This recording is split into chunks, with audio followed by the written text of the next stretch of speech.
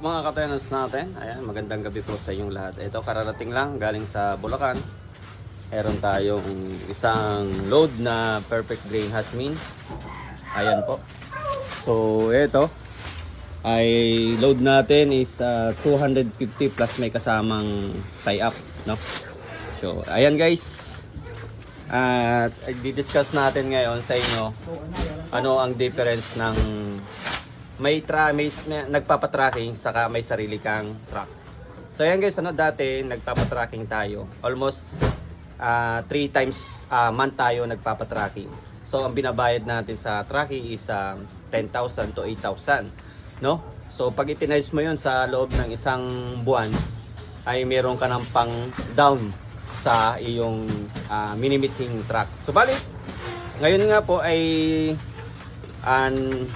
ilang taon din tayo o ilang taon nga na nagpapatracking tayo. Pero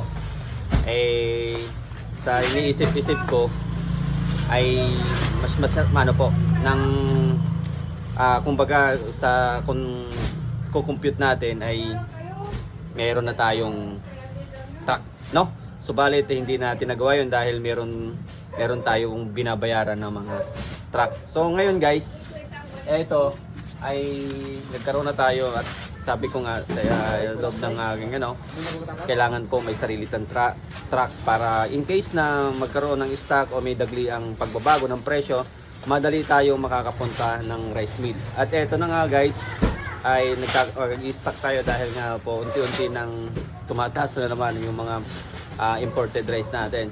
Yan ang mga tenants natin. Kaya yun ang bintahe kapag may sarili kang tracking. At syempre, less na rin din yung bayad sa mga sa pagta-tracking, mas makakatipid tayo doon.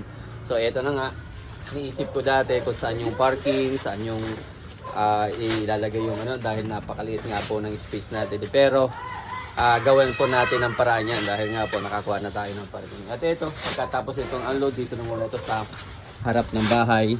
At bukas babiyahin na naman to. Ayan, at yung L3 naman natin ay nandun naman yun sa kabila at nakaparking na. So dito, ganito po kalit dito. Ayan po, kaya ang kiluha natin ay 12 feet lang at kung 14 feet po yan, halos na wala na tayong madaanan dito. Ayan, buti nga at nagkaroon pa ng extension doon sa bandang dulo. So ayan guys, ayan po yung isang kung bakit bumili tayo ng sarili nating truck. Maraming salamat sa mga followers natin, patuloy na sumusubaybay, sa mga viewers natin, at sa mga hindi pa nakapalo, follow nyo sa Tenants Rice. More negotiative ideas ang ibabahagi natin sa inyo.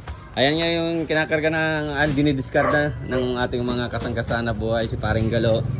Ayan, eto na yung ating mga pinadeliver, mga ka-tenants natin. Ayan si manager, si madam, at ito mga natin. Ayan.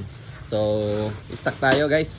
Kaya sa mga nag-aabil ng ating mga bigas, punta na po kayo dito sa JHQ LPG Store in Bigasan. Maraming salamat and bye-bye.